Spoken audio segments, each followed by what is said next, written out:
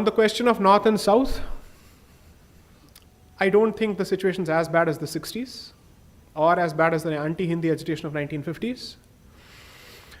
But the reason why it is kept boiling, this nasty venomous pot is kept boiling, is because of the most pernicious form of secessionist movement the history of this country has seen. It is Dravidianism and Dravidianism alone.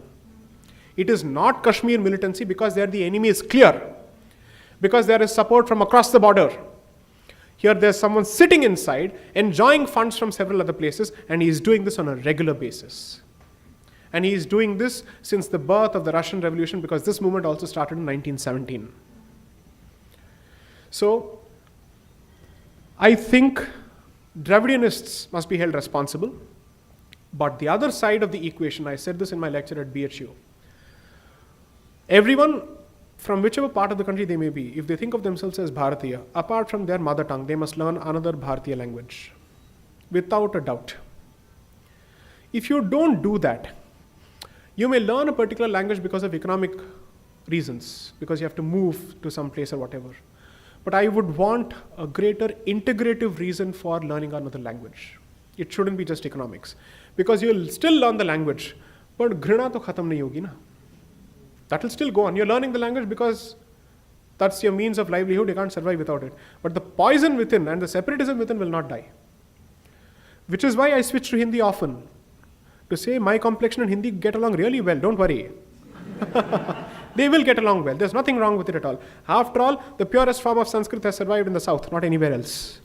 For historical reasons. So we will protect it. We don't have a problem with it at all.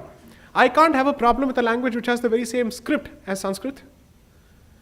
Dravidians have a problem with Sanskrit, and that is why they have a problem with Hindi, is the calculation most people miss.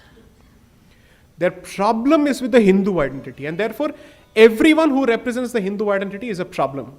So the person coming from the cow belt who speaks Hindi is a problem precisely for that.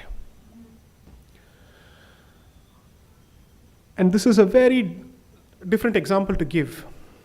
I would say they were put in their place better by perhaps Nehru at some point and Indira Gandhi at some point actually.